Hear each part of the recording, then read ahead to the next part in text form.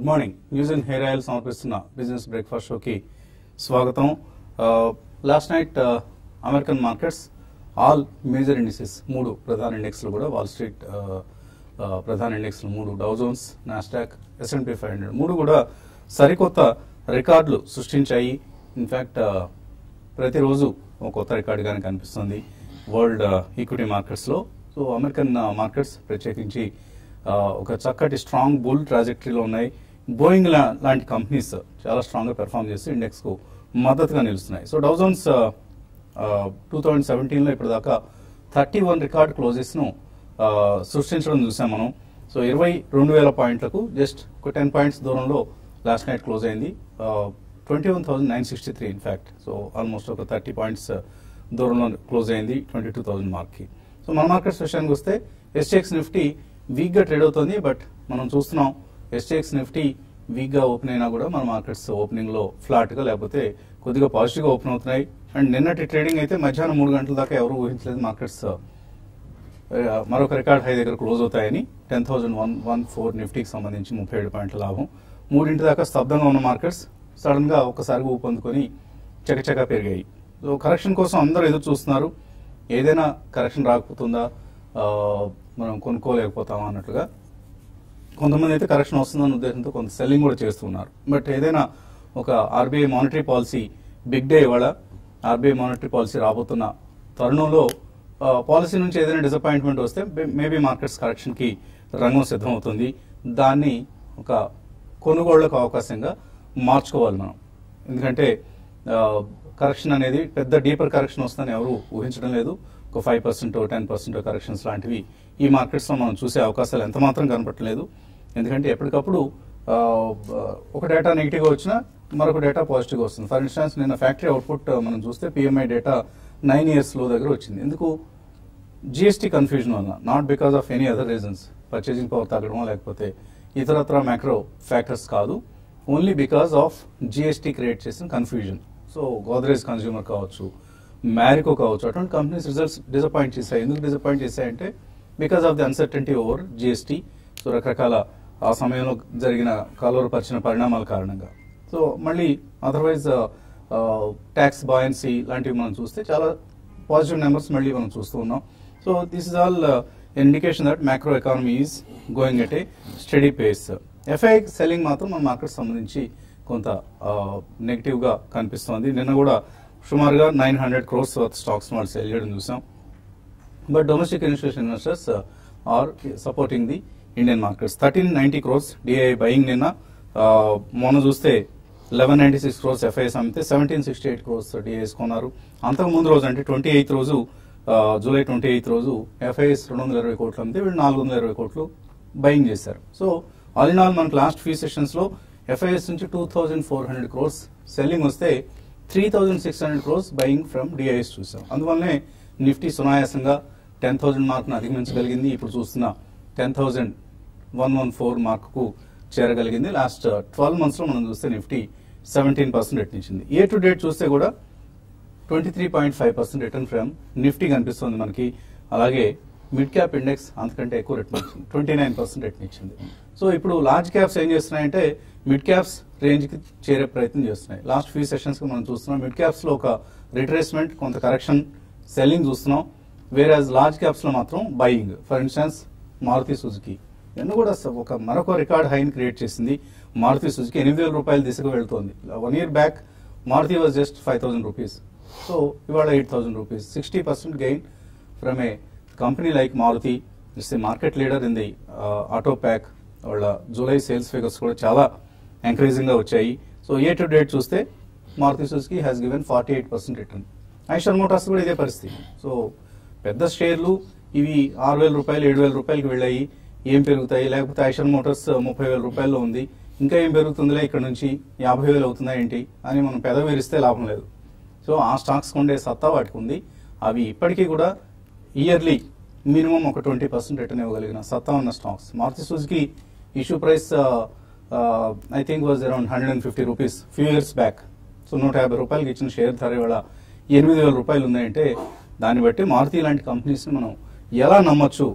ఇవాళ మార్కెట్స్ని మొత్తాన్ని మూసేస్తున్నామంటే ఒక 2 ఏళ్ల పాటు మేము స్టాక్ మార్కెట్స్ మేము మళ్ళీ తెరవము అంటూ ఎన్ఎస్సి బిఎస్సి బీగాలు బిగించేసి వెళ్ళిపోయారనుకోండి, అయినా కూడా మారుతి కంపెనీ మళ్ళీ 2 సంవత్సరాల తర్వాత ట్రేడింగ్ ప్రారంభమైనప్పుడు కూడా it will open at 10,000 rupees. So definitely అటువంటి కంపెనీస్ని మనం సెలెక్ట్ చేయాలి, అటువంటి వాల్యూ పిక్స్ని ఇప్పుడున్న దశలో మనం పిక్ చేయగలగాలి. సో ఇవాళ 100 రూపాయలు ఉన్న స్టాక్ మనం సే 5 years తర్వాత ఏ 500 రూపాయలు 1000 రూపాయలు అయిందనుకోండి, ఒక మల్టీ బ్యాగ్ని మనం పిక్ చేయగలిగినట్లు అవుతుంది. సో అటువంటి సత్తా ఉన్న కంపెనీస్ని మనం మార్కెట్స్లో వెతికి పట్టుకోవాలి ఎప్పటికప్పుడు. అండ్ అందరి చూపు కూడా ఇప్పుడు ఆర్బీఐ పాలసీ మీద ఉంది. 2:30కి ఆర్బీఐ పాలసీ వస్తుంది. అప్పటిదాకా మార్కెట్స్ కొంత స్తబ్దంగా ఉండే అవకాశం ఉంది. ఆ తర్వాత ఆర్బీఐ తీసుకునే డెసిషన్స్, వాళ్ళు ఇచ్చే కామెంటరీ, ప్రత్యేకించి ఇన్ఫ్లేషన్ సంబంధించి ఎటువంటి కామెంటరీ ఇస్తారు, అలాగే బాండ్ ఈల్డ్స్ ఒక బబుల్ ఫేజ్లో ఉన్నాయి, ఇండియన్ బాండ్ ఈల్డ్స్ అనేది ఒక అభిప్రాయం ఉంది. దాన్ని నివారించే దిశగా ఏదైనా ఆర్బీఐ చర్యలు తీసుకుంటుందా, అలాగే ఎకానమీ గ్రోత్కి సంబంధించి ఎటువంటి అంచనాలతో ఆర్బీఐ ఉంది, ఇవన్నీ మనం ఎదురు చూస్తున్న అంశాలు. 0.25% రేట్ కట్ మాత్రం 80% ఆఫ్ ది పీపుల్ ఎక్స్పెక్ట్ చేస్తున్నారు. సో దానికి కూడా మార్కెట్ సిద్ధంగా ఉన్నాయి. ఇక ఎనలిస్ట్ అభిప్రాయాలు ఎలా ఉన్నాయో తెలుసుకుందాం. సో ఎటువంటి దశని మీరు ఊహిస్తున్నారు ఇప్పుడున్న మార్కెట్ కండిషన్స్, ఎస్పెషల్లీ ఇవాళ ఆర్బీఐ పాలసీ నుంచి మార్కెట్స్ ఏం ఎక్స్పెక్ట్ చేస్తున్నాయి? I think markets rate cut అనేది ఎక్స్పెక్ట్ చేస్తున్నాయి, విచ్ ఈస్ గివెన్ అని అనుకుంటున్నారండి. డెఫినెట్లీ. సో అయితే it's going to be 1/4 percentage point or 0.5% cut అవుతుంది అనేది వేచి చూడాలి. But otherwise I think markets are in no mood to correct అండి. Markets are extremely strong. ఎటువంటి ఈవెన్ నెగటివ్ న్యూస్ వచ్చినా, even in case of worst case scenario rate cut రాకపోయినా కానీ markets will not listen అండి. Markets are extremely resilient. So కొద్దిగా pause వచ్చి probably they will wait for 1 more month, మనకి ఏదైనా October నెలలో కట్ చేస్తారని చెప్పి ఇలా మనకి అలవాటు కూడా అయిపోయింది. So in my opinion there is not going to be any great correction in the market అండి. మీనింగ్ఫుల్ కరెక్షన్ అంటే మనకు ఓన్లీ కొద్దిగా కన్సాలిడేషన్ టు పాజ్ మోడ్ లోకి వెళ్లే అవకాశం ఉంది. కానీ ఇక్కడ నుంచి పెద్ద క్రాక్ అనేది, ఈవెన్ 5% కరెక్షన్ అనేది ఇమీడియట్లీ అయితే కనిపించలేదు, unless the things go extremely wrong in terms of external news or maybe border లో మనకి ఏదైనా మేజర్ క్రాక్ డౌన్ న్యూస్ వస్తే తప్పించి మార్కెట్ మాత్రం ఎక్కువ కరెక్షన్ అనేది చూడం. ఎందుకంటే రాబోయేది ఫెస్టివల్ సీజన్. ఇవాళ కొద్దిగా రేట్ కట్ వస్తే again people will talk of consumption led themes. Festival కి జనరలీ బోనస్ అందరికీ వస్తుంది. సో ఇలా మనకి కన్జ్యూమర్ డ్యూరబుల్స్ దగ్గర నుంచి అగ్రికల్చరల్ కన్జంప్షన్ దగ్గర నుంచి అన్ని they will come back to fore in the next 3 to 6 months. Construction activity, real estate, all in all. So in my opinion correction రాకపోయినా కానీ stay invested in the market అండి. Buy any good stock, even in a small correction, buy more, but otherwise stay invested in the market. Don't lose this rally over the next 2-3 years. మంచి appreciation వచ్చే అవకాశం ఉంది, మంచి returns stock మార్కెట్లో వస్తాయి. కాబట్టి don't wait for all the small news, especially కొత్తగా entrance కానివ్వండి, చిన్న చిన్న ఇన్వెస్టర్స్ కానివ్వండి. మార్కెట్ బాగా పెరిగిపోయింది, ఇందాక మీరు మెన్షన్ చేసినట్టు ఇంత పెరిగింది ఈ స్టాక్, ఇంకేం పెరుగుతుంది. Quality always has its own premium price అండి, అది గుర్తుపెట్టుకోండి. So even hour market as such compare to other markets చాలా స్ట్రాంగ్ ఉంది కాబట్టి it will not correct much. So people are paying a higher PE ratios because they see growth next 2-3 years. So buy and stay invested in the market. Declines or corrections వచ్చినప్పుడు additional money push చేయండి, but do not miss this rally or opportunity over the next 2 years. So ఎటువంటి technical parameters markets ని వాళ్ళు direct చేయబోతున్నాయి? I think నిన్నటి closing basically మనకి expiry రోజు high ఏదైతే ఉందో దాని అబౌవ్ ఆల్మోస్ట్ క్లోజ్ అవుట్ అని చూసుకోండి. సో దీని ఇండికేషన్ అంటే market is not willing to correct much. So expiry next day లో ఏదైతే ఉందో probably that will act as a good support first price point గా, విచ్ ఇస్ 9944. అదేవిధంగా 9902 అనేది మనకి 20-day మూవింగ్ యావరేజ్ వచ్చింది. So last couple of weeks గా మనం చూస్తే కనుక 20-day మూవింగ్ యావరేజ్ కూడా స్లోగా అప్పర్ సైడ్ డ్రిఫ్ట్ అవుతుంది. సో దీని ఇండికేషన్ ఏంటంటే people are willing to take bet at 100-200 points correction అంటూ దీని ఇండికేషన్. సో 10,114 దగ్గర మార్కెట్ ఉంది ఇప్పుడు. యాక్చువల్లీ ఐ థింక్ ఒక 200 points I think worst case market can correct. So అంతకు మించి కనిపించలేదు. అండ్ ఇంతకు ముందు కరెక్షన్ లో కూడా మనం చూసినప్పుడు 50-day దగ్గర చాలా స్ట్రాంగ్ సపోర్ట్ తీసుకోవడం చూసాం. సో ఈ స్టేజ్ లో 9717 దగ్గర 50-day మూవింగ్ యావరేజ్ ఉంది. So maybe in case any external news, bad news వచ్చినా కూడా ప్రాబ్లీ 400 points ఇక్కడ నుంచి కరెక్షన్ ఉంది, అంతకు మించి కనిపించలేదు. But again not to miss out, probably I think one should start buying on small dip. So maybe 50 to 80 points or 100 points dip వస్తే కనుక ఫ్రెష్ లాంగ్స్ క్రియేట్ చేసుకోవచ్చు మనం. ఎందుకంటే రెసిలియన్స్ అనేది చాలా ఉంది మార్కెట్ లో. సో చిన్న డిప్ వచ్చినా కూడా మార్కెట్ లో there is lot of buying, especially Nifty పరంగా చూస్తే కనుక it's not willing to go down actually. So last couple of days గా చూస్తే కనుక daily one sector out perform చేయడం చూస్తున్నాం, and stock specific out performance కూడా చూస్తున్నాం. ఫర్ ఇన్స్టెన్స్ ఫార్మాలో నేను చూస్తే కనుక Aurobindo and couple of stocks పైకి పెరగటం చేసాం, ఈవెన్ లూపిన్ కిందకి వచ్చినా కూడా. అదేవిధంగా ఆటో స్పేస్ లో మారుతి న్యూ హై రావటం చేసాం. సో ఇలాంటి స్టాక్స్ ఐ థింక్ పర్ఫార్మ్ చేసినంత కాలం ప్రాబ్లీ నిఫ్టీ ఎక్కువ పడే ఛాన్స్ కనపట్లేదు. సో స్వల్ప డిప్ వచ్చినా కూడా 10,016 ఏదైతే టుడే లో ఉందో ప్రాబ్లీ అక్కడ ఫస్ట్ ప్రైస్ పాయింట్ గా ఎంటర్ అవ్వాలి. అండ్ మేబీ ఇక్కడ నుంచి అప్ మూవ్ వస్తే కనుక 10,350 నుంచి 10,400 దాకా అప్ సైడ్ వెళ్ళే ఛాన్స్ షార్ట్ టర్మ్ లో కనిపిస్తుంది. అదేవిధంగా బ్యాంక్ నిఫ్టీ నిన్న కొంచెం అండర్ పర్ఫార్మెన్స్ చూసాం మనం బికాస్ ఆఫ్ పిఎస్యూస్, కొద్దిగా పిఎస్యూ స్పేస్ బ్యాంక్స్ కొంచెం అండర్ పర్ఫార్మ్ చేసాయి కాబట్టి. సో నా ఉద్దేశంలో 25,168 ఏదైతే మొన్నటి హై ఉందో ప్రాబ్లీ దాని above at least half an hour trade అవుతాయి కనుక 300 పాయింట్స్ అప్ మూవ్ వెళ్ళే ఛాన్స్ ఉంది. అగైన్ 2 డే లో 24,828 అంటే close to about 250 points correct అవుతాయి కనుక మేబీ ఈ రోజు ఈవెంట్ ఉంది కాబట్టి వైల్డ్ ఫ్లక్చుయేషన్ ఉండే ఛాన్స్ కూడా ఉంటుంది sometimes. So opportunity in case dips వస్తే కనుక బయింగ్ యూజ్ చేయాలి. So I think individual stocks లో probably I think higher highs form అవుతున్న స్టాక్స్ నే we should focus. So again financial space మనం కంటిన్యూస్లీ చెప్తున్నాం, Bajaj finance, Bajaj Finserv. So I think these are the leaders. Probably ఇట్లాంటి stocks లో మనం ఎక్కువ long positions create చేసుకోవచ్చు స్వల్ప కరెక్షన్స్ వచ్చినా కూడా. So I think second hand stocks ఏవైతే ఉన్నాయో ప్రాబ్లీ ఈ టైంలో వాటిని అవాయిడ్ చేయొచ్చు. ఎస్పెషల్లీ ఎఫ్&ఓ స్పేస్ లో వచ్చిన కొన్ని స్టాక్స్ లోవర్ లోస్ ఫామ్ అవుతుంది చూస్తున్నాం ఫైనాన్షియల్ స్పేస్ లో. ఐ థింక్ ఆ స్టాక్స్ ని అవాయిడ్ చేయాలి. అండ్ ఫ్రంట్ లైన్ స్టాక్స్ లోనే ఉంటే ప్రాబ్లీ మార్జిన్ ఆఫ్ సేఫ్టీ ఎక్కువ ఉంటుంది. అండ్ ఒక 10% కరెక్ట్స్ వచ్చినా కూడా కంఫర్ట్ జోన్ ఎక్కువ ఉంటుంది సెకండ్ ప్రైస్ పాయింట్ యావరేజ్ చేయడానికి. నో మార్జిన్ ఆఫ్ సేఫ్టీ మన ఇన్వెస్టర్లకు అవసరం లేదు. They are all high risk appetite guys. So మీరు చెప్పే ఈ సేఫ్టీలు సెక్యూరిటీలు అవసరం లేదు. సో వాళ్ళకి కావాల్సిన మసాలా ఇవ్వాలి మీరు. అండ్ ఏస్ ఇన్వెస్టర్స్ ఏమి యాడ్ చేసుకుంటున్నారు, వాళ్ళ పోర్ట్ఫోలియోస్ని ఎలా స్పైసీగా చేసుకుంటున్నారు. సో రాకేష్ జుంజున్వాలా లాంటి వాళ్ళు మనకు తెలుసు. అలాగే డాలీ ఖన్నా ఈ అమ్మాయి చెన్నై బేస్డ్ ఇన్వెస్టర్ అండ్ ఆవిడ హస్బెండ్ దాన్ని మెయింటైన్ చేస్తుంటారు ఆవిడ పోర్ట్ఫోలియోని. రాజీవ్ ఖన్నా ఆయన పేరు. సో ఆయన పోర్ట్ఫోలియోని చాలా యాక్టివ్గా చర్న్ చేస్తూ చక్కగా మంచి రిటర్న్స్ సాధిస్తూ ఉంటారు. జూన్ క్వార్టర్లో ఏం యాడ్ చేశారు అంటే రెయిన్ ఇండస్ట్రీస్, మన హైదరాబాద్కి సంబంధించిన కంపెనీ ఇది.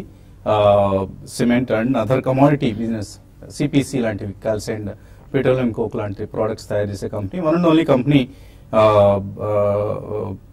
చాలా స్పెషాలిటీస్ ఈ కంపెనీకి కనిపిస్తుంటాయి. తరచుగా మన కార్యక్రమంలో ఆయన పేరు కూడా నేను ప్రస్తావిస్తూ ఉంటాను, రాధాకృష్ణారెడ్డి గారు. సో చాలా చక్కటి పెర్ఫార్మెన్స్ కంపెనీ పరంగా చూస్తున్నాము. నెక్స్ట్ వీక్ రిజల్ట్స్ ఉన్నాయి.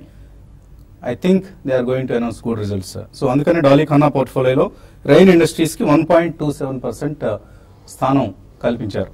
సో 1.27% ఆఫ్ స్టేక్ ఆవిడ రెయిన్ ఇండస్ట్రీస్ లో తీస్తున్నారు. అలాగే శ్రేయాన్స్ ఇండస్ట్రీస్ లో ఇది పేపర్ అండ్ టెక్స్టైల్స్ రంగానికి చెందిన కంపెనీ 1% స్టేక్ తీస్తున్నారు. అక్షర్ కెమికల్స్ 1% తీస్తున్నారు. Tata metallics 1.22, sterling tools, IFB agro, ఇటువంటి స్టాక్స్ ని అఫ్ కోర్స్ ఐఎఫ్బి ఆగ్రోలో స్టేక్ ఆవిడ తగ్గించుకున్నారు. 1.56 ఉండేది మార్చ్ క్వార్టర్లో, దాన్ని కొంత కట్ చేసుకున్నారు. అలాగే ఆశిష్ కచోలియా మరొక తరచుగా మనం వినే పేరు మార్కెట్స్ లో. మల్టీ బ్యాగర్స్ ని, మిడ్ అండ్ స్మాల్ క్యాప్స్ ని ఆయన చక్కగా ఐడెంటిఫై చేస్తుంటారు. సో ఆయన లోకేష్ మెషిన్స్, ఇది కూడా హైదరాబాద్ చెందిన కంపెనీ ఇది. సో లోకేష్ మెషిన్స్ షేర్లు అగ్రెసివ్ గా కొన్నారు. 6.31% స్టేక్ ఇప్పుడు ఆయనకు లోకేష్ లో ఉంది. సో మార్చిలో 1.17 ఉండేది, అంటే మరొక 5.14% స్టేక్ ఆయన పెంచుకోవడం జరిగింది లోకేష్ మెషిన్స్ లో. So maybe that's going to B a multi bagger అనిపిస్తుంది. దెన్ మోల్టెక్ ప్యాకేజింగ్ 2% స్టేక్ ఆయన తీసుకున్నారు. జీటీపీఎల్ హ్యాత్వే, అలాగే time Technoplast, NOCIL, Shreyas shipping, మనం వాల్యూ బైగా కూడా గతంలో రికమెండ్ చేసిన స్టాక్ ఇది. అలాగే అనిల్ కుమార్ గోయల్, ఈయన కూడా చాలా popular name in the stock markets. ఆయన యాడ్ చేస్తున్నారు. ద్వారకేష్ షుగర్స్ జూన్ క్వార్టర్లో ఆల్మోస్ట్ 2.27% ఇంక్రీజ్ చేస్తున్నారు. మార్చిలో ఉన్న స్టేక్ ని మరొక 2.27% ఇంక్రీజ్ చేస్తున్నారు. అలాగే ఉత్తమ్ షుగర్స్ 2% పెరిగింది. Samtex fashions, Dhampur sugars, Cosmo films, Sterling tools. మనం అనుకుంటున్నాం అందరం షుగర్ ఆల్రెడీ బాగా పీక్ వెళ్ళిపోయింది అని, బట్ ఇప్పటికి కూడా ఈవెన్ రాకేష్ జుంజున్వాలా పోర్ట్ఫోలియో తీసుకున్నా కూడా జూన్ క్వార్టర్లో ఆయన Dwarikesh sugars and Uttam sugars రెండు కూడా అగ్రెసివ్ గా కొన్నారు. అలాగే ఆయన కూడా కొన్న స్టాక్స్ మరొకటి రాకేష్ జుంజున్వాలా కొన్న stock Samtex fashions. So something is happening in this company. ఇది ఇటు గోయల్ పోర్ట్ఫోలియోలో కనిపిస్తుంది, జుంజున్వాలా పోర్ట్ఫోలియోలో కూడా కనిపిస్తుంది. సో ఇలాగ మనం ఏస్ ఇన్వెస్టర్స్ ఎక్కడ ఎటువంటి కంపెనీస్ ని ట్రాక్ చేసి ఉంటున్నారో చూస్తే మనం కూడా maybe if not exactly follow their footsteps, ఓహో ఈ కంపెనీలో సంథింగ్ ఈజ్ హ్యాపెనింగ్ అనేది మనకు ఒక ఐడియా ఉంటుంది. మేబీ డిక్లైన్స్లో అటువంటి కంపెనీస్లో మనం కూడా ఎంటర్ కావచ్చు. కాలర్స్ లైన్లో ఉన్నారు, బట్ కాలర్స్ నుంచి కాల్స్ అలాగే మెయిల్స్ తీసుకునే ముందు చిన్న విరామం.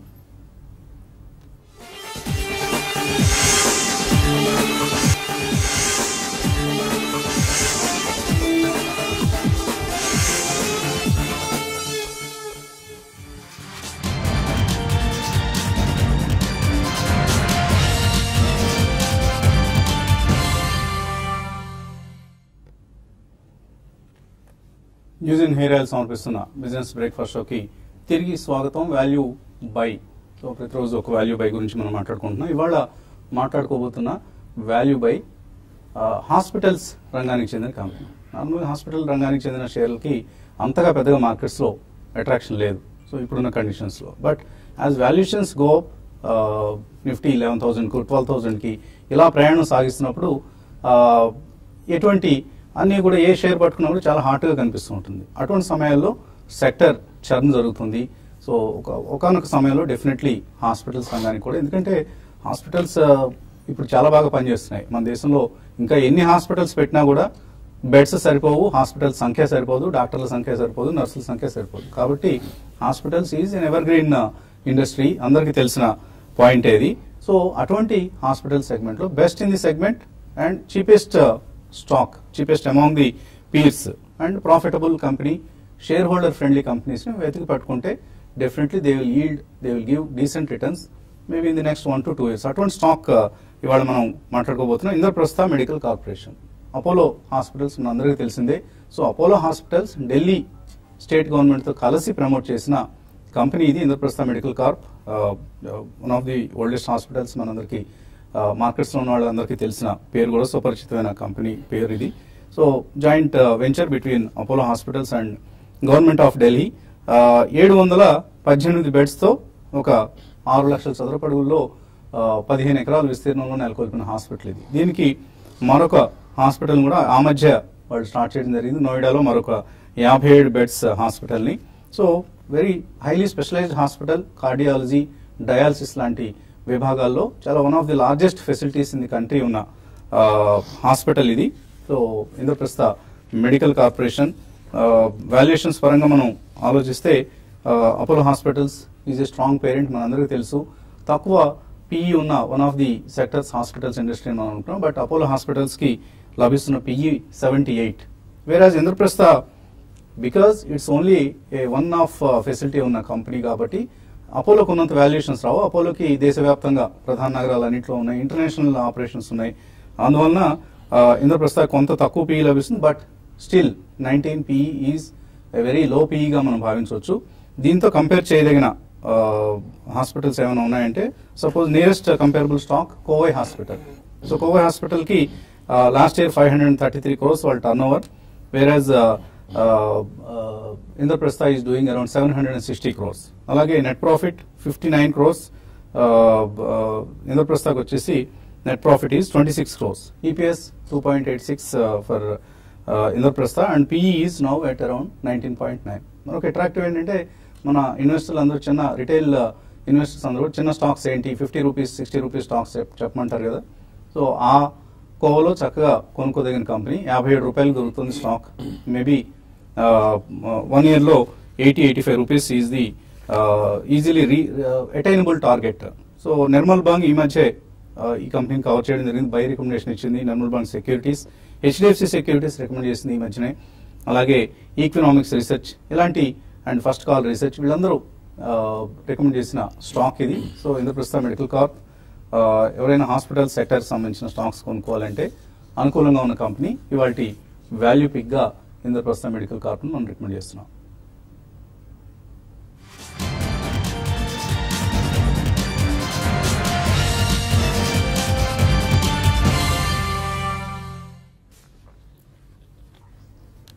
కాలర్స్ లైన్ లో ఉన్నారు. మొదటి కాలర్ హైదరాబాద్ నుంచి భవానీ. హలో రండి భవానీ. సార్ నమస్తే అండి. నమస్తే అండి. నేను గ్రాన్యూల్స్ తీసుకుని ఉన్నాను. అది నేను 90 రూపీస్ లో తీసుకుని ఉన్నాను. 2 years అయింది. Next continental coffee almost 5 years అయింది. సిసిఎల్ ప్రొడక్ట్స్ అయింది ఇప్పుడు. CCL products. Next another thing is Natco pharma. ఈ మూడిటి పొజిషన్ చెప్పండి సార్. అనదర్ థింగ్, నా సన్ ఇయర్లీ ఒక 1 lakh ఇన్వెస్ట్ చేద్దాం అనుకుంటున్నాడు. ఏ షేర్ తీసుకోవచ్చు ప్రెసెంట్లీ ఈ ఇయర్? ఇయర్లీ 1 lakh అంటే ఇదే ఇన్సూరెన్స్ పాలసీలో ఇన్వెస్ట్ చేసిన ఒకసారి చేయకూడదండి. కొద్దిగా ఒక స్టాక్ సెలెక్ట్ చేసుకున్న తర్వాత దానికి ఒక 1 లేదా 2-3 స్టాక్స్ సెలెక్ట్ చేసుకున్న తర్వాత దాన్ని ఇన్స్టాల్మెంట్స్ లో 2-3 ప్రైస్ పాయింట్స్ అని చెప్తూ ఉంటాం కదా, అలా ఇన్వెస్ట్ చేయడం అనేది కరెక్ట్ అవుతుంది. సో ఇప్పుడు granules, CCL products, Natco pharma, ఈ 3 అనుకోను హైదరాబాద్ కు చెందిన కంపెనీస్ 3 కూడా. సో 3 కూడా బాగా పెర్ఫార్మ్ చేస్తున్న companies. Correct. So 2 years back ఉన్నారు కాబట్టి Natco must have given you very good, exceptionally good appreciation అండి. Similarly even CCL. So only Granules అంటే మనకి 1.5 year అండ్ అది కూడా స్ప్లిట్ అయ్యి, సో రాబోయే 6 to 12 months లోపల ఎక్కడ మనకి 150+ జోన్, 150 to 200 జోన్లోకి వెళ్ళినప్పుడు కొంచెం I think you should book your profits in granules అండి. ఎందుకంటే వీళ్ళ పోర్ట్ఫోలియోలో కమోడిటైజ్డ్ మెడిసిన్స్ అండ్ ఫార్ములేషన్స్ ఎక్కువ. Natco you can retain for the next 2-3 years because oncology portfolio is not so price sensitive and price elastic. In fact, price erosion అనేది చాలా తక్కువ ఉంటుంది. CCL next year completely వాళ్ళ Vietnam plant should fire on all cylinders. So in case అది అయితే మాత్రం probably you'll also reach that 250 to 300 zone. So 3 కూడా currently ఉంచమనే చెప్తాను. ఇమ్మీడియట్లీ డబ్బు అవసరం లేకపోతే అమ్మాల్సిన అవసరం లేదు ఈ 3 స్టాక్స్ కూడా. మీరు ఇయర్లీ 1 lakh ఇన్వెస్ట్ చేయాలనుకుంటే ఐ థింక్ ఇప్పుడే వసంత్ గారు మెన్షన్ చేసినట్టు 1 lakh వన్ టైంలో ఒక స్టాక్ లో పెడతామా 2 స్టాక్ లో పెడతాం. ప్రాబ్లం మీరు ఫార్మా అండ్ FMCGలో ఉన్నారు కాబట్టి auto ancillary and private sector banks or NBFCs, housing finance companies especially DHFL, GSC housing finance, ఇవన్నీ they are doing exceptionally well. రాబోయే 2-3 years లో బాగుంటుంది కాబట్టి వన్ ఆఫ్ దీస్ కంపెనీస్ లో యూ కెన్ ఇన్వెస్ట్. మీ అబ్బాయి అన్నారు బహుశా యంగ్స్టర్ అయి ఉంటారు, ఇక్కడ నుంచి మారుతి సుజుకిలో కూడా ఈ can start investing. So maybe Nifty 10,000 అయింది, మారుతి కూడా 10,000 కావడానికి అట్టే సమయం పడుతుంది అనుకోవడం. Maybe in the next 1.5 years it should touch 10,000 rupees. So ఇంకా చాలా కాల్స్ అలాగే మెయిల్స్ ఎదురు చూస్తున్నాయి, కానీ వీటన్నిటిని మనం యూట్యూబ్ ప్రసారంలో కలుసుకున్నప్పుడు తీసుకుందాం. Keep watching TV5.